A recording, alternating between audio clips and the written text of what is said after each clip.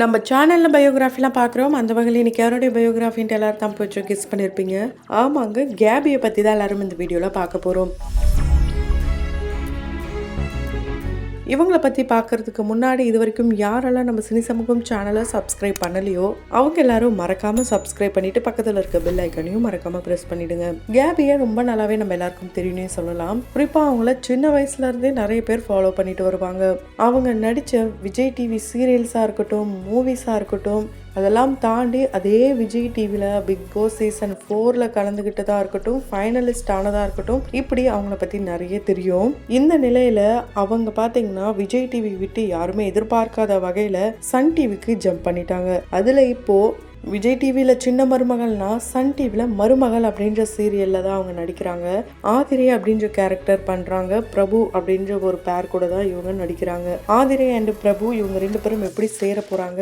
ஏன்னா 2 பேருமே Tom and Jeriah தான் இருக்காங்க. ஆனால் அவங்களுடைய ஃபேமிலி ஃப்ரெண்ட் அப்படின்றதுனால எப்படியாவது இவங்க 2 பேரையும் மேரேஜ் பண்ணி வைக்கணும் அப்படின்ட்டு அவங்களுடைய ஃபேமிலி சர்க்கிளில் முடிவு பண்ணுறாங்க. அதெல்லாம் தெரியாமல் இவங்க 2 பேரும் எங்கெல்லாம் மீட் பண்ணுறாங்களோ அங்கெல்லாம் சண்டை போட்டுட்டு இருக்காங்க. இன்னொரு பக்கம் ஹீரோ பிரபு கேரக்டர் பண்றவர் எப்படியாவது மேரேஜுக்கு அப்புறம் நம்ம தனியா போகணும் அப்படின்ற ஒரு ஏக்கத்தோடையே அவர் சுத்திட்டு இருக்காரு.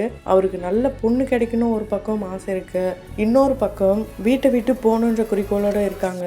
ரொம்பவே பொறுப்பான பொண்ணா ஆதிரைன்ற கேரக்டர் பண்ணிட்டு வராங்க கேபி. ஆனால் ரியல் லைஃப்லயும் அவங்க பொறுப்பான பொண்ணான்னு கேட்டிங்கன்னா பொறுப்பான பொண்ணு தான். அவங்க அப்பா அம்மாவுக்கு ரொம்பவே பயந்த பொண்ணு. ஒரே ஒரு பொண்ணு செல்லமான பொண்ணு அப்படின்ட்டு நினச்சிட்டு இருந்தா ரொம்ப ரொம்ப ஸ்ட்ரிக்டான பேரண்ட்ஸாக தான் இருந்திருக்காங்க.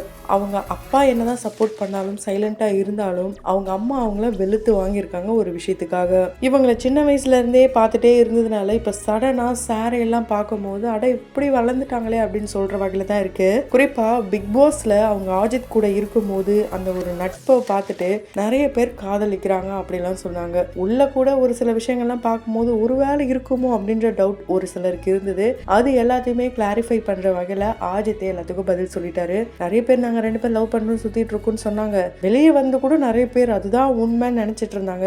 ஆனா அப்படிலாம் எதுவுமே கிடையாது. எனக்கு பாட தெரியும், நான் அவளுக்கு பாட சொல்லித்தரேன். அவளுக்கு ஆட தெரியும், எனக்கு அவள் டான்ஸ் சொல்லித்தரா. எங்களுடைய நட்பு இப்போ மட்டும் இல்ல, ஃபியூச்சர்ல எப்பவுமே இருக்கும் அப்படின்னு அவரு சொன்னாரு. ஆனா இப்போ அஜித் எங்க இருக்காருன்னே தெரியல. காணாம போயிட்டாருன்னு தான் சொல்ல முடியும். கேபி அப்படியே ஈரமான ரோஜாவே இல்ல காவியாவா வந்தாங்க. அதுக்கப்புறம் தான் அவங்களுடைய கெரியரே ரொம்ப ரொம்ப ஸ்ட்ராங் ஆயிடுச்சுன்னே சொல்லலாம். இவங்க டிசம்பர் 18, 1999 பிறந்திருக்காங்க. லயோலா காலேஜ்ல தான் இவங்க டிகிரி கம்ப்ளீட் பண்ணியிருக்காங்க. சின்ன வயசுல இருந்து டான்ஸு ஆக்ட்ரஸ் அவங்க இருந்ததுனால இவங்களுக்கு 9 வயசு இருக்கும் போதுல இருந்தே டான்ஸ் மூலியமா தான் இவங்க அவங்களுடைய கெரியரை ஸ்டார்ட் பண்ணியிருக்காங்க. ஜோடி ஜூனியர்ல தான் இவங்க ஃபர்ஸ்ட் அவங்களுடைய கெரியரை ஸ்டார்ட் பண்ணாங்க.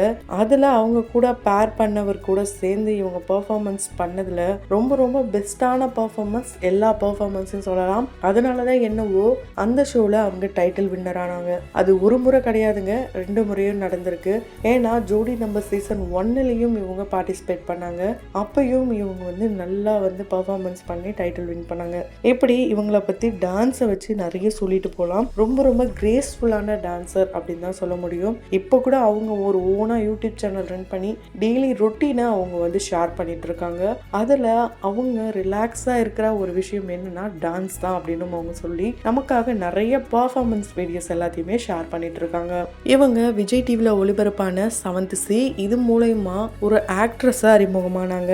அதில் அந்த அளவுக்கு அவங்க பேசலன்னு தான் சொல்ல முடியும். அதை தொடர்ந்து 3 மூவிலையும் பேசாத ஒரு ரோலாக தான் கொடுத்துருப்பாங்க. அதாவது ஸ்ருதிஹாசனுடைய சிஸ்டர் கேரக்டர் இவங்க பண்ணியிருப்பாங்க. இந்த ரோலுக்கு பரிந்துரை பண்ணது யாருன்னு கேட்டிங்கன்னா இவங்களுடைய அண்ணாவான SK அவர்கள் தான். ஆமாங்க, இப்போ மட்டும் இல்லாமல் எப்பவுமே அவர் இவங்களுக்கு அண்ணன் தானா. இந்த ஜோடி மூலயமா தான் அப்போ அவர் ஆங்கரிங் பண்ணதுனால அவருக்கும் திரைப்பயணம் ஆரம்ப காலகட்டம் அப்படின்றதுனால அவர் தான் இவங்களை ரெஃபர் பண்ணியிருக்காரு. கொடுத்த வேலையை ரொம்ப ரொம்ப கரெக்டாகவே பண்ணி முடிச்சாங்கன்னு சொல்லலாம். இதில் ஸ்ருதிஹாசனை விட இவங்க தான் நிறைய சீன்ஸில் ஒரு முக்கியமான சீன்ஸில் நடிச்சிருப்பாங்க. இவங்களால தான் கதைக்கிழமை மாறி இருக்கும். அதாவது இவங்க பேசியிருக்கவே மாட்டாங்க.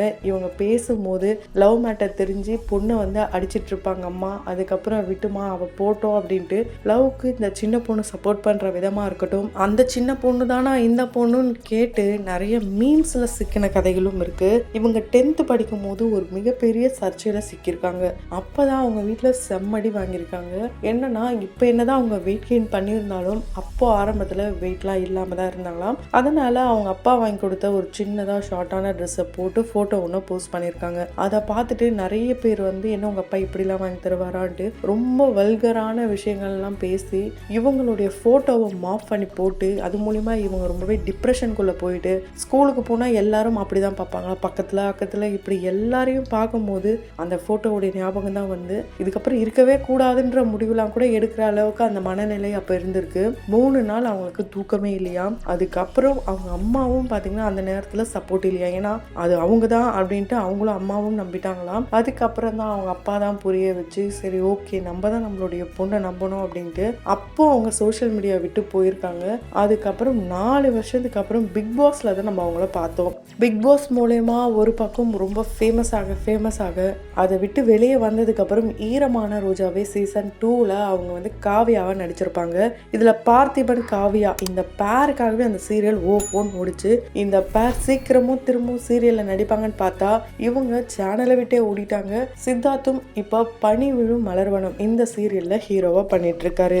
இவங்க ஓவர் வெயிட், அதாவது வெயிட்டே இல்லாதப்போ நல்லா சாப்பிடுவாங்களாம், என்னதான் டான்ஸ் ஆடினாலும் நல்லா சாப்பிடுவாங்களாம். அது மூலயமா ரொம்பவே வெயிட் கெயின் ஆயிட்டாங்களாம். ஆனால் அதை பற்றி எதுவுமே கேர் பண்ணலையாம். என்ன நெகட்டிவான விஷயங்கள் நம்மளை சுற்றி இருந்தாலும் அது எதையுமே கேர் பண்ணாமல் பாசிட்டிவான வேலை மட்டும்தான் நம்ம போகணுன்ட்டு அவங்க எல்லாத்தையுமே இப்போ வரைக்கும் பாசிட்டிவாக தான் எடுத்துக்கிறாங்களாம். ஏன்னா இவங்க ஆரம்ப காலகட்டத்தில் எதுக்கு ரொம்பவே அப்செட் ஆகியிருக்காங்கன்னா நெகட்டிவ் கமெண்ட்ஸால தான் ரொம்ப அப்செட் ஆகியிருக்காங்க. அதுக்கப்புறம் போக போக போக ஒரு 10 நாள் அந்த கமெண்ட்ஸை படிக்காமலையோ இல்லை அவங்கள நம்ம ரெஸ்பெக்ட் கொடுக்காமலையோ இருந்தனா அவங்களே தானாக திரும்ப வாலண்டரே நம்ம கிட்ட வந்து பேச மாட்டாங்க. அதை இக்னோர் பண்ணுறது ரொம்ப ரொம்ப நல்லது. அது எனக்குன்னு மட்டும் இல்லை, யாருக்கெல்லாம் இந்த மாதிரி தவறான விமர்சனங்கள் வருதோ அவங்க எல்லாருமே இக்னோர் பண்ணுறது ரொம்ப ரொம்ப நல்லதுன்ட்டு எல்லாருக்குமே இவங்க ஒரு அட்வைஸும் சொல்லியிருக்காங்க. நிறைய இடங்கள்ல இவங்க அம்மாவை பற்றி மட்டும்தான் இவங்க பேசியிருக்காங்க. இவங்க சின்ன வயசுல இருந்து இவங்க அம்மா இவங்களால அழுத நாட்கள்லாம் கூட இருக்காம். அவங்கள பெருமைப்படுத்துகிற வகையில் சமீபத்தில் கூட அவங்களுக்கு ஒரு சேனல்ல இருந்து விருது கொடுத்துருப்பாங்க. அப்போ அவங்களுடைய பேட்டியில் சொல்லியிருப்பாங்க, எங்கள் அம்மா எனக்கு பில்லராக இருந்தாலும் எங்கள் 2 பேருக்குமே பில்லர் எங்கள் அப்பா தான். ரொம்ப ரொம்ப சைலண்டாக சப்போர்ட் பண்ணுவார். இந்த ஏஜில் நம்ம உழைக்காமல் இருந்துட்டோம்னா ஃப்யூச்சரில் நம்ம கஷ்டப்படுவோம். அதனால கீப் ஒர்க்கிங் அப்படின்ட்டு அவங்க அப்பா சொன்ன அந்த ஒரு விஷயத்தை தான் இவங்க மைண்டில் ஏற்றிக்கிட்டு எந்த ஒர்க் வந்தாலும் அதை நம்ம கரெக்டாக பண்ணணுன்ட்டு ஒவ்வொரு ஒர்க்கையுமே இவங்க கரெக்டாக பண்ணிட்டு வராங்களாம். அது மட்டும் இல்லாமல் இப்போ வரைக்கும் அவங்க அம்மா தான் எங்கே போனாலும் இவங்க ஷூட்டாக இருக்கட்டும் ஷாப்பிங்காக இருக்கட்டும் என்னதான் வளர்ந்த பொண்ணாக இருந்தாலும் இவங்க ரொம்ப ரொம்ப ஸ்ட்ரிக்டான பேரண்ட் அப்படின்றதுனால எங்கே போனாலுமே கூட தான் இருப்பாங்களாம். அதை எல்லாருமே நல்லா பார்த்துருப்பீங்க. அது மட்டும் இல்லாமல் தொடர்ந்து இவங்களுடைய வீடியோஸ் மூலிமா இவங்க நிறைய விஷயங்களை வலியுறுத்திருப்பாங்க. அதாவது கொரோனா வந்த அந்த பீரியடில் பார்த்தீங்கன்னா இவங்களுக்கும் கோவிட் பாசிட்டிவ் வந்து அதுலேருந்து அவங்க ரெக்கவர் ஆகி வரத்துக்குள்ள அவங்க ஒரு சைக்கிளே நான் வந்துட்டேன், எனக்கு இப்படிலாம் கஷ்டம் இருந்தது அப்படின்ட்டு அவங்க எந்த அளவுக்கு உடல் வலியால் பாதிக்கப்பட்டாங்களோ எல்லாத்தையுமே சொல்லியிருந்தாங்க. எல்லாருமே பாதுகாப்பாக இருங்க அப்படின்ட்டு எல்லாருக்குமே அறிவுரையும் சொல்லியிருப்பாங்க. ஸோ கேபியோடைய இந்த சின்ன மருமகள் ஆதிரை கேரக்டர் உங்களுக்கு எந்த அளவுக்கு பிடிச்சிருக்கு அப்படின்றத கமெண்ட் பாக்ஸில் கமெண்ட் பண்ணுங்க. தொடர்ந்து பயோகிராஃபியில் பார்த்து என்ஜாய் பண்ணணும்னு நினச்சிங்கன்னா உடனே நம்ம சினி சமூகம் சேனலை சப்ஸ்கிரைப் பண்ணிட்டு பக்கத்தில் இருக்க பெல் ஐக்கானையும் மறக்காமல் ப்ரெஸ் பண்ணிடுங்க.